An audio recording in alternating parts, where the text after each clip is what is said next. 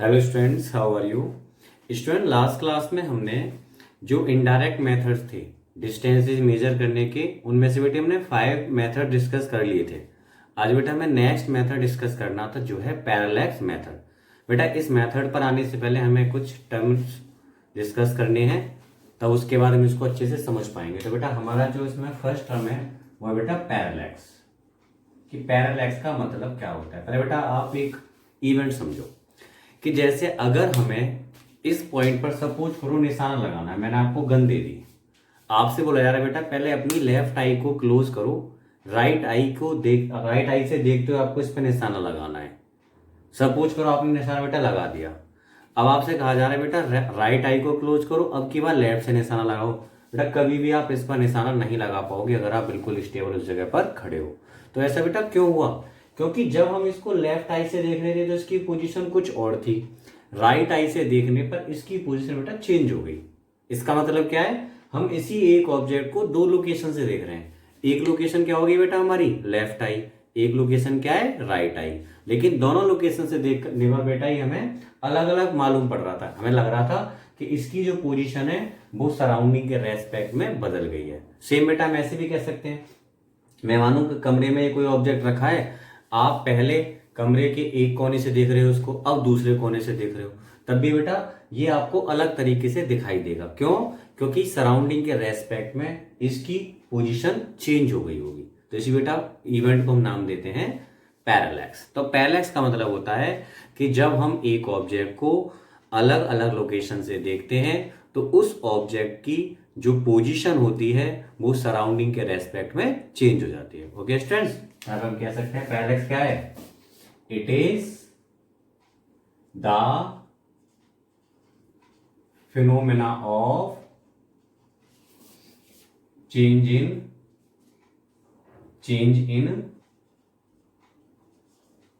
Position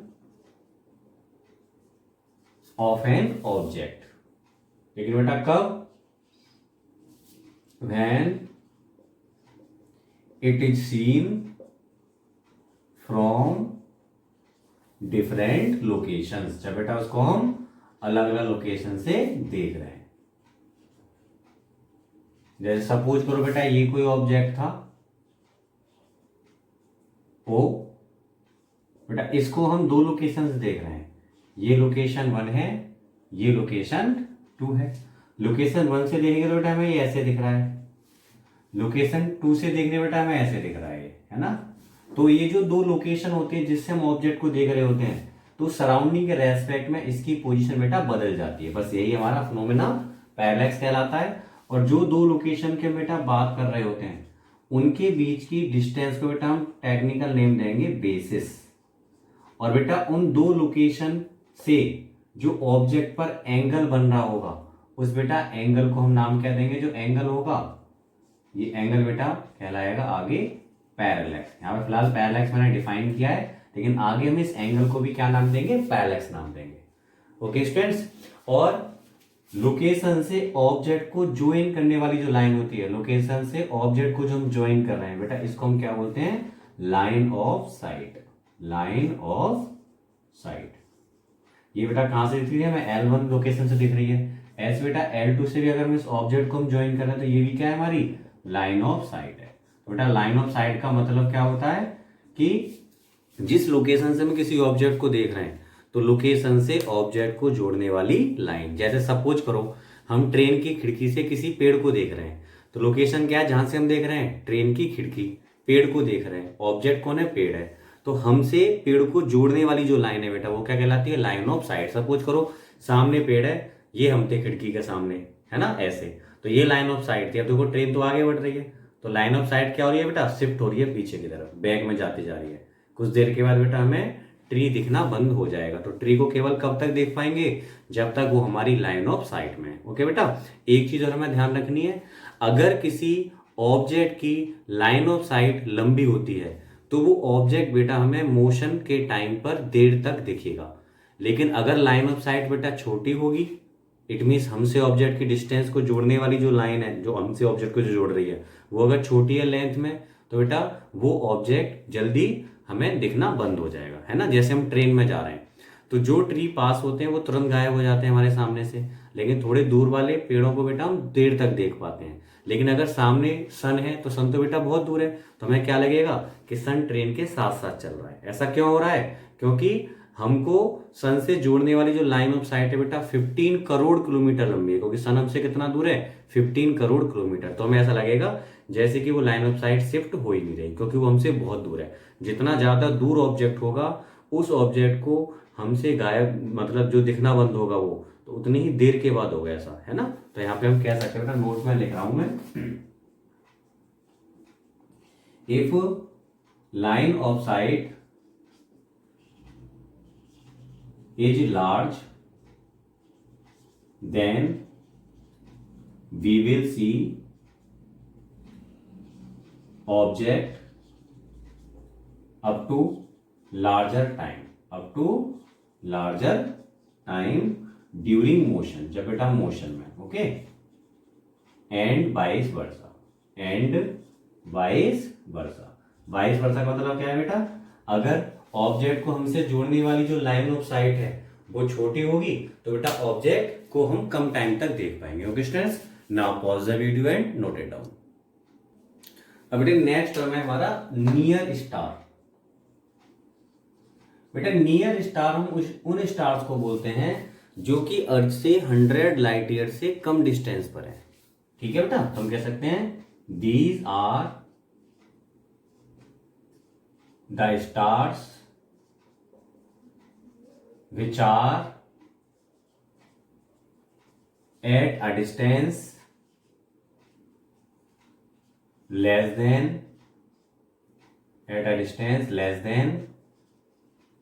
100 light year. Okay students, light year from the earth. ठीक है बेटा। एक होते हैं डिस्टेंट स्टार जो बहुत ज्यादा दूर होते हैं, हो सकता है उनकी डिस्टेंस 1000 लाइट ईयर हो, 1 लाख लाइट ईयर हो, है ना, इस टाइप से। अब बेटा यहां पर भी एक इंटरेस्टेड केस ये आता है, जैसे सपोज करो ये सन है, ये बेटा कोई नियर स्टार था, एन फॉर नियर स्टार। अब बेटा मैंने ऊपर कोई डिस्टेंट स्टार ले रखा है, ये क्या है? कोई डिस्टेंट स्टार है जो बहुत दूर है। बिल्कुल बेटा सेम जो मैंने ट्रेन वाला केस नहीं बताया था कि ट्रेन से अगर हम बेटा पास वाले या दूर वाले ट्री को देख रहे हैं, अगर ट्री पास है तो उसकी लाइन ऑफ साइट छोटी है तो उसको हम कम टाइम तक देख पाएंगे, अगर ट्री दूर है तो बेटा थोड़े ज्यादा टाइम तक देख पाएंगे, बट बेटा उनकी लाइन ऑफ साइट शिफ्ट जरूर होगी। लेकिन वही सन क्या था? बहुत दूर था, 15 करोड़ किलोमीटर के डिस्टेंस पर था, तो हमें क्या लग रहा था कि उसकी लाइन ऑफ साइट चेंज नहीं हो रही। तब बेटा हम ट्रेन के अंदर थे। अब एक तरह से हम अर्थ के ऊपर तो है ही, तो अब की बार अर्थ को ट्रेन की तरह डील करो आप।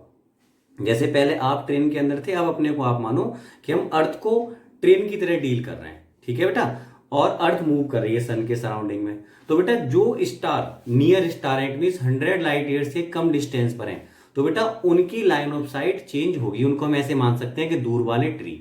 लेकिन बेटा जो डिस्टेंट स्टार है वो बिल्कुल ऐसे बिहेव करेंगे जैसे ट्रेन के केस में किसका बिहेव हो रहा था? सन का हो रहा था। ऐसे बेटा जो डिस्टेंट स्टार है वो बिहेव करेंगे। इट मींस अर्थ हमारी कहीं भी चली जाए, जैसे माना सन है, ये अर्थ है, तो बेटा अर्थ कहीं भी चली जाए, अगर कोई डिस्टेंट स्टार बिल्कुल अर्थ के ऊपर है तो अर्थ अगर घूमेगी सन के सराउंडिंग में तो वो हमेशा डिस्टेंट स्टार कहां रहेगा? अर्थ के ऊपर। इट मींस अर्थ के रेस्पेक्ट में उसकी लाइन ऑफ साइट चेंज नहीं होगी।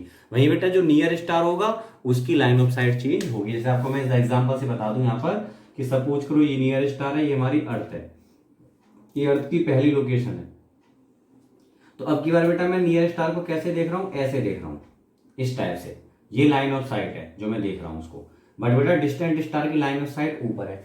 अब अगर अर्थ ऐसे सन के चारों तरफ रिवॉल्व कर रही है, कहीं भी हो किसी भी लोकेशन पर, चाहे अर्थ बेटा यहाँ पे सामने पहुंच गई हो, ये अर्थ की दूसरी लोकेशन हो गई, तब भी बेटा अगर मैं यहाँ से नियर स्टार को देखूंगा तो देखो इसकी लाइन ऑफ साइट चेंज होगी। पहले मैं इसको ऐसे देख रहा था, अब मुझे ऐसे देखना पड़ रहा है इसे। बट बेटा जो डिस्टेंट स्टार होगा उसको हम यही मानेंगे कि उसकी लाइन ऑफ साइट चेंज नहीं हुई। अब भी वही सेम स्टार मुझे कहां दिखेगा बेटा? अर्थ के जस्ट ऊपर की तरफ दिखेगा। क्यों? क्योंकि ये अर्थ से बेटा बहुत दूर है, थाउजेंड्स और lakhs light year, million light year कह सकते हैं। Okay students, so now pause the video and note it down. अब बेटा हम डिस्कस करते हैं पैरेलैक्स मेथड से नियर स्टार की डिस्टेंस को फाइंड आउट करना। ओके, तो पैरेलैक्स मेथड का अब हम इनडायरेक्ट जो मेथड था हमारा पैरेलैक्स, उसको भी यूज कर रहे हैं। इसमें बेटा हमें 3 यूज पढ़ने हैं। फर्स्ट यूज में हम नियर स्टार की डिस्टेंस निकालेंगे अर्थ से, सेकंड यूज में बेटा हम मून की डिस्टेंस निकालेंगे अर्थ से, थर्ड यूज में बेटा हम मून की डायमीटर निकालेंगे। ओके, तो देखो पहले हम क्या पढ़ रहे हैं यहाँ पे, to find distance of near star. बेटा मैंने नियर स्टार बता दिया आपको, फ्रॉम कहां से निकालना है डिस्टेंस बेटा हम, अर्थ से, यूजिंग पैरेलैक्स मेथड। बेटा आपको नाम से पता पड़ा है कि अगर मैं पैरेलैक्स मेथड यूज कर रहा हूं तो पक्का जो ऑब्जेक्ट है, ऑब्जेक्ट मींस नियर स्टार, उसको बेटा मैं अलग अलग लोकेशन से देखूंगा, तब तो इसका मतलब पैरेलैक्स हुआ। सपोज करो ये बेटा सन था, एस बोल दिया बेटा, ये यहां पे ऊपर ये नियर स्टार था, एन बोल दिया बेटा मैंने, एन फॉर नियर, तो बेटा ये है नियर स्टार। अब बेटा इसको मैं अर्थ की 2 लोकेशन से देख रहा हूं।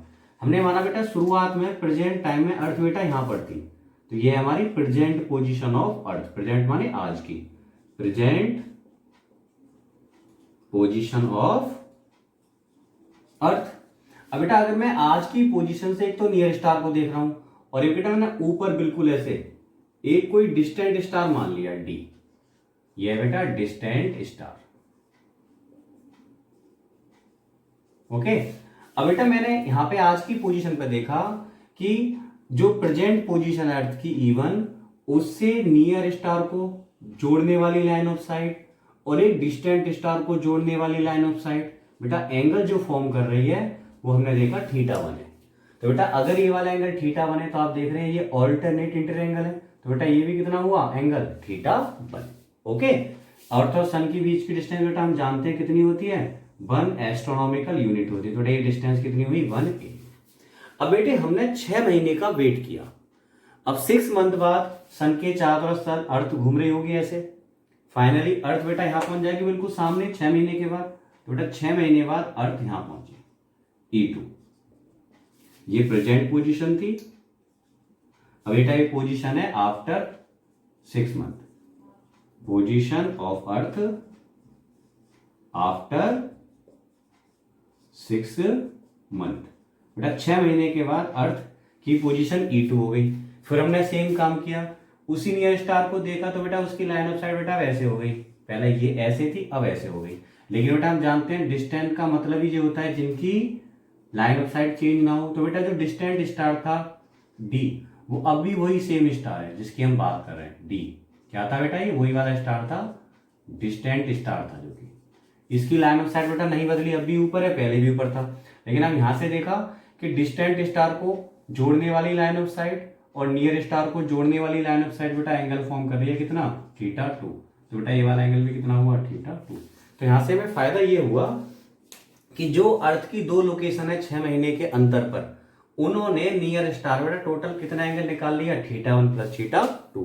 मैं इसको बेटा एक साथ नहीं बता पाता, लेकिन मैंने 6 महीने का इंतजार किया, तो पहले मुझे θ1 मिल गया था, 6 मंथ के बाद बेटा मुझे θ2 मिल गया। तो इस तरह से मैं टोटल एंगल को फाइंड आउट कर पाया। अब बेटा यहाँ पे ना जो हमारा E1 E2 है ये आर की तरह वर्क करता है। ध्यान से देखो, अगर आप मानो नियर स्टार को आप मान लो सेंटर की तरफ, सेंटर की तरह। अब यहाँ पे बेटा अर्थ की लोकेशन है, अर्थ रिवॉल्व कर रही है, तो देखो आप ऐसे देखोगे इसे तो आपको लगेगा जैसे कि ये सर्किल टाइप का बनना है, ऐसे हो रहा है ना ऐसे। तो सर्किल में बेटा ये किसका काम कर रही है, रेडियस का, है ना। ये क्या बन गया, एंगल। ये किसका काम कर रही है बेटा, यहाँ पे आर्क की तरह है। अब आपका क्वेश्चन होगा कि सर आर्क तो कर्व की फॉर्म में होनी चाहिए, कर्व जैसी होनी चाहिए। अगर आप आर्क बोल रहे हो, सर्किल बना रहे हो, तो आर्क तो ऐसी होनी चाहिए, लेकिन यहाँ तो स्ट्रेट लाइन है। तो स्ट्रेट लाइन क्यों है, तो बेटा एक चीज ध्यान रखना, अगर किसी सर्किल की रेडियस बहुत ज्यादा होती है तो बेटा उसकी आर्क जो होगी वो हमें कैसी फील होगी, एक स्ट्रेट लाइन की तरह। जैसे कि हम अर्थ की बात करते हैं बेटा, अर्थ हमारा स्फीयर है जिसकी रेडियस कितनी है, 6400 किलोमीटर। क्या हमको ऐसा फील होता है अर्थ पर चलते हैं कि भाई अर्थ पर एम से चलने में कैसा लगता है कि अर्थ हमारी एकदम फ्लैट है। फ्लैट क्यों फील हो रही है, क्योंकि बेटा अर्थ की रेडियस बहुत ज्यादा है। कितनी है, 6400 किलोमीटर। बट बेटा इसकी रेडियस देखना, अर्थ तो कुछ नहीं है इसके सामने।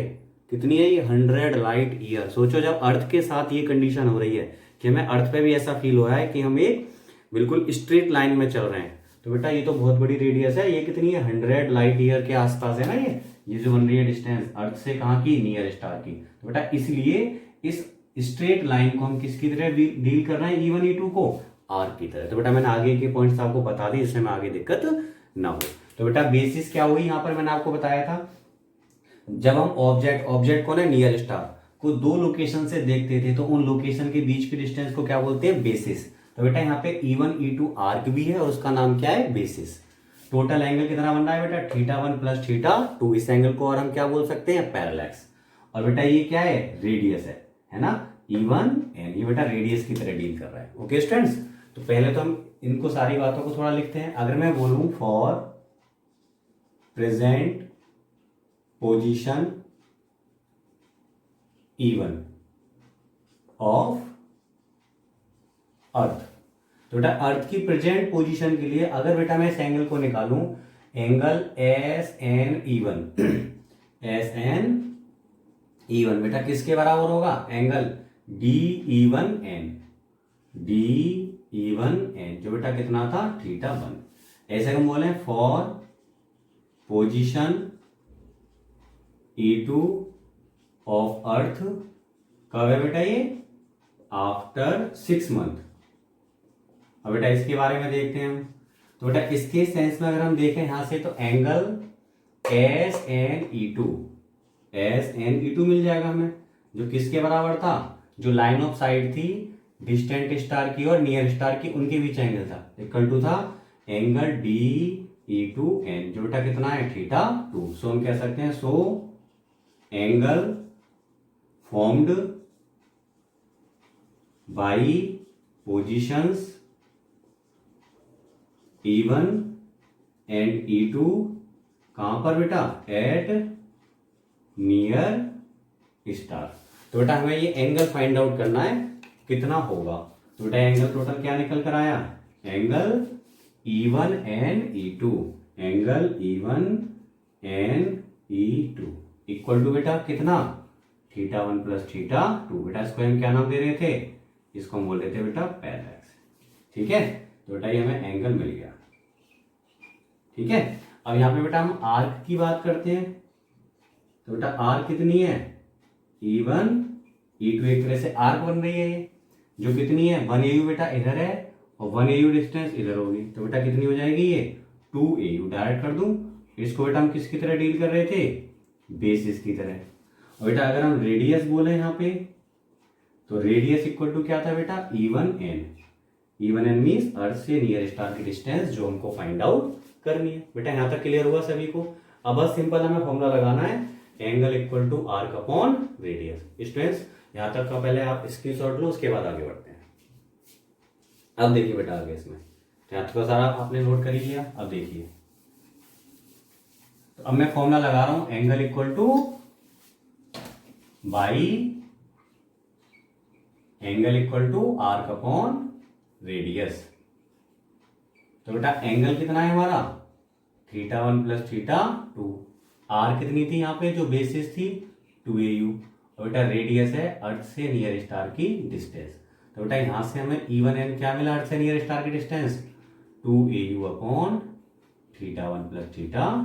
तो बेटा ये हमें फाइंड आउट करना था। ओके, यहाँ पे जो θ1 प्लस θ2 इट मीन्स एंगल है बेटा, हमेशा याद रखना एंगल इन फॉर्मूलों में जो angle equal to arc upon radius होता है हमेशा रेडियन में होता है। तो here θ1 plus θ2 is in radian. Okay student, now pause the video and note it down. Student आपको एक पॉइंट नोट में याद रखना है कि हमें पता है बेटा अर्थ के चारों तरफ मून जो होता है रिवॉल्व करता है ना। तो ये बेटा मून है, अर्थ के चारों तरफ रिवॉल्व कर रहा है, ये M फॉर मून। ये हमारी अर्थ थी, ये बेटा मून था। ओके, अब इस ऑर्बिट को जिसमें मून रिवॉल्व करता है उस ऑर्बिट को बेटा हम नाम देते हैं ल्यूनार ऑर्बिट। ठीक है, और अर्थ और मून के बीच की डिस्टेंस क्या होगी बेटा, इस ऑर्बिट की रेडियस होगी, तो इसको बोलते हैं रेडियस ऑफ ल्यूनार ऑर्बिट। हम कह सकते हैं the orbit in which moon revolves around earth is called lunar orbit, है ना बेटा। और यहां से हम कह सकते हैं distance between moon and earth is called radius of lunar orbit. Okay student, now pause the video and note it down. अब बेटा हमें डिस्टेंस निकालनी है मून की फ्रॉम अर्थ से बाय यूजिंग पैरेलैक्स मेथड। या हम ये कह सकते हैं कि हमको बेटा रेडियस फाइंड आउट करनी है ल्यूनार ऑर्बिट की, बेटा एक ही चीज है ना बेटा। अब तक तो हमने नियर स्टार की डिस्टेंस निकाली थी, तो नियर स्टार बहुत दूर था, इसलिए हमें बेसिस को भी बड़ा लेना पड़ रहा था जिससे एंगल ठीक ठाक निकल के आ सके। बट बेटा मून तो इतना दूर नहीं है, तो यहाँ पे बेटा जो दो पोजीशन होती है, बेसिस का मतलब क्या होता था, दोनों लोकेशन जहां से हम ऑब्जेक्ट को देख रहे हैं उनके बीच की डिस्टेंस। तो बेटा यहाँ पे हमें ज्यादा बड़ी बेसिस की जरूरत नहीं है, तो यहाँ तो बेटा मैंने दोनों पॉइंट अर्थ के ऊपर मान लिया। यहाँ तो बेटा अर्थ की लोकेशन मानी थी दो, एक आज फिर 6 महीने के बाद सन के दूसरी तरफ पहुंच गई थी, जिससे बेसिस बेटा बहुत बड़ी हो गई थी। बट अब की बार उन दो लोकेशन को बेटा हम अर्थ में मान ले तो काम चल जाएगा। तो बेटा दो लोकेशन है अर्थ पर, एक P1 और एक P2, ये बेटा मून है। अब बेटा हमने पोजीशन P1 मान लिया इंडिया में, मैंने यहां से बेटा मून को देखा, एक बेटा मैं कोई स्टार ले रहा हूं। अब की बार तो बेटा हर एक स्टार हमारे लिए ऐसे काम करेगा जैसे भी उसकी लाइन ऑफ साइट चेंज नहीं होगी, क्योंकि मून के कंपेरिजन में स्टार बेटा बहुत दूर है। तब ऐसा क्यों हो रहा था, लाइन ऑफ साइट चेंज क्यों हो रही थी, क्योंकि बेटा हमारी बेसिस बड़ी थी, लेकिन यहाँ पे बेसिस क्या है, छोटी है। तो मान लिया ये कोई स्टार है ना, स्टार कैसा रहेगा, बिल्कुल ऊपर की तरफ रहेगा, क्योंकि इसकी लाइन ऑफ साइट चेंज नहीं होगी, क्योंकि मून तो लाख किलोमीटर में, लेकिन वो क्या है बेटा, लाइट ईयर्स में है। ये तो मुश्किल से 4-5 लाख किलोमीटर की डिस्टेंस पर होगा, बट ये लाइट ईयर्स में डिस्टेंस है। तो बेटा हमने पोजीशन P1 के रेस्पेक्ट में मून को जोड़ने वाली लाइन ऑफ साइट और स्टार को जोड़ने वाली लाइन ऑफ साइट के बीच का बेटा एंगल फाइंड आउट किया, θ1। तो बेटा ये वाला एंगल भी क्या हो जाएगा हमारा, θ1। अब हमने पोजीशन P2 मान लिया, ये और कहीं किसी कंट्री में, अमेरिका में मान लिया आपका कोई फ्रेंड है। अब सेम उसने देखा ऐसे ही, उसने मून की लाइन ऑफ साइट को जोड़ा और बिल्कुल सेम उसी स्टार को वो भी देख रहा था, उसे पता था भाई ये वाला स्टार मैंने देखा है, तो उसने भी वही स्टार देखा। तो आपको पता है बेटा दूर है स्टार, तो उसकी लाइन ऑफ साइट तो चेंज होने वाली है नहीं। तो बेटा अब अगर देखा हमने, तो अब मून की लाइन ऑफ साइट और उस स्टार की लाइन ऑफ साइट में एंगल कितना है, θ2। तो बेटा ये एंगल भी कितना हो गया, θ2। तो इस तरह से मुझे पैरेलैक्स मिल गया। ये बेटा हम जानते हैं कि दो अर्थ पर दो प्लेस के बीच की डिस्टेंस कितनी रही होगी। मैंने मान ली बेटा ये डिस्टेंस b मान ली, b for basis, d for distance, और बेटा ये रेडियस मान ली मैंने मून से अर्थ की डिस्टेंस या रेडियस ऑफ ल्यूनार ऑर्बिट, बेटा वो कितनी है, स्मॉल r है। तो अगर मैं बोलूं for position P1 on earth, तो बेटा इसके हिसाब से अगर मैं देखूं, इसको मैंने P मान लिया, तो मुझे एंगल मिला PMP1, angle PMP1 equal to बेटा किसके होगा, एंगल, इस स्टार को मैंने S मान लिया है ना, S for star, angle SP1M, जो बेटा कितना था, θ1। ऐसे मैं बोलूं for position P2 on earth, बेटा इस पोजीशन की अगर हम बात करते हैं, तो एंगल PMP2, तो बेटा एंगल किसके बराबर होगा, SP2M, बेटा ये कितना है, θ2। तो हम कह सकते हैं so angle formed from P1 and P2 eight moon, तो बेटा कितना एंगल बन रहा है, वो एंगल इक्वल टू ये बना बेटा θ1 प्लस θ2। इसको हम क्या बोलते हैं बेटा, एंगल को पैरेलैक्स कहते हैं, है ना। अब बेटा यहाँ पे अगर मैं r की बात करता हूँ, तो r का मतलब है बेटा P1 P2 दोनों प्लेस के बीच की डिस्टेंस, जो b है, b का मतलब बेटा हमारे हाथ से किससे हो गया, बेसिस से हो गया। अब बेटा अगर मैं रेडियस की बात करूं, रेडियस क्या है बेटा, P1, इट मीन्स पोजीशन से अर्थ है ना, इधर से अर्थ से किसकी डिस्टेंस, मून की, इसको बेटा मैं r बोल रहा हूँ, ये क्या है हमारी radius of lunar orbit. Okay students, अब बेटा हमको एंगल भी मिल गया, आर्क भी मिल गई और रेडियस भी मिल गई। अब बेटा सिंपल हम फॉर्मूला यूज करेंगे, angle equal to arc upon radius by angle equal to arc upon radius. तो बेटा एंगल कितना है, θ1 प्लस θ2, यहाँ पे आर का काम कौन कर रहा है, बी, और रेडियस क्या है, आर। तो बेटा आर कितना आया हमारा, B upon theta 1 plus theta 2। तो बेटा हमें आर फाइंड आउट करना था, अर्थ से मून की डिस्टेंस या रेडियस ऑफ ल्यूनार ऑर्बिट। बेटा यहाँ बताना होगा कि theta 1 plus theta 2 is in radian. Okay students, now pause the video and note it down. अब बेटा हमें मून की डायमीटर निकालनी है पैरेलैक्स मेथड का यूज करते हुए। बेटा हमने ये माना कि मून है, मून के बेटा हमने दो डायमेट्रिकली अपोजिट पॉइंट ले लिए। एक तो बेटा मून पर पॉइंट M1 है और एक बेटा पॉइंट M2 है। ये मून की डायमीटर दी, ये हमको फाइंड आउट करनी है।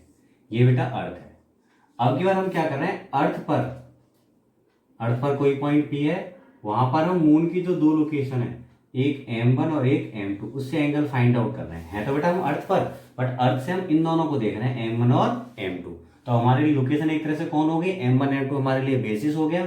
और किसको देख रहे हैं, हम अर्थ को देख रहे हैं। हालांकि हम देख अर्थ से रहे हैं दोनों पॉइंट को, M1 M2 को, बट हम इनडायरेक्ट वे में क्या समझ रहे हैं कि M1 M2 से अर्थ पर जो एंगल फॉर्म हो रहा है बेटा कितना हो रहा है, वो थीटा एंगल मान लिया। तो बेटा डायरेक्ट मुझे क्या मिल गया, यहाँ पर पैरेलैक्स मिल चुका है। ये बेटा बेसिस हो जाएगी, आर क्या है यहाँ पे, रेडियस है। तो हम कह रहे हैं if two diametrically opposite point M1 and M2 at moon form subtends angle theta at point या पोजीशन कह सकते हैं at पोजीशन P on अर्थ। सो बेटा यहां से मुझे एक तो पैरेलैक्स मिला, जो एंगल मिला हमें, एंगल आया बेटा हमारा थीटा। ये तो किसका काम कर रहा था, पैरेलैक्स का। दूसरा बेटा आर्क, आर्क कौन है बेटा, डायमीटर जो मुझे निकालनी है। ये क्या बन गई बेटा, बेसिस। और बेटा जो रेडियस है, रेडियस यहाँ पे मैंने ये आर ले रखी है, जो क्या थी, रेडियस ऑफ ल्यूनार ऑर्बिट। इसे बेटा हम जानते हैं, अभी हम निकाली थी लास्ट टॉपिक में हमने, है ना। तो अब आप सिंपल फॉर्मूला क्या लगाओगे, by angle equal to arc upon radius. तो बेटा यहाँ पे एंगल कितना आता, थीटा। आर्क क्या है बेटा, यहाँ पे डायमीटर है मून की, जो हमें फाइंड आउट करनी है, और रेडियस है आर। तो बेटा यहाँ से जो डी निकल कर आई डायमीटर मून की, वो क्या होगी, आर इंटू थीटा। और बेटा हमें ध्यान रखना है यहाँ पे थीटा किस में है, रेडियन में। Here theta is in radian. तो बेटा इस तरह से हम मून की डायमीटर को भी फाइंड आउट कर सकते हैं। तो बेटा इस तरह से हमने पैरेलैक्स मेथड को कंप्लीटली कवर कर लिया है। अब बेटा नेक्स्ट क्लास में इसके हम न्यूमेरिकल्स करेंगे। Okay students, now pause the video and note it down.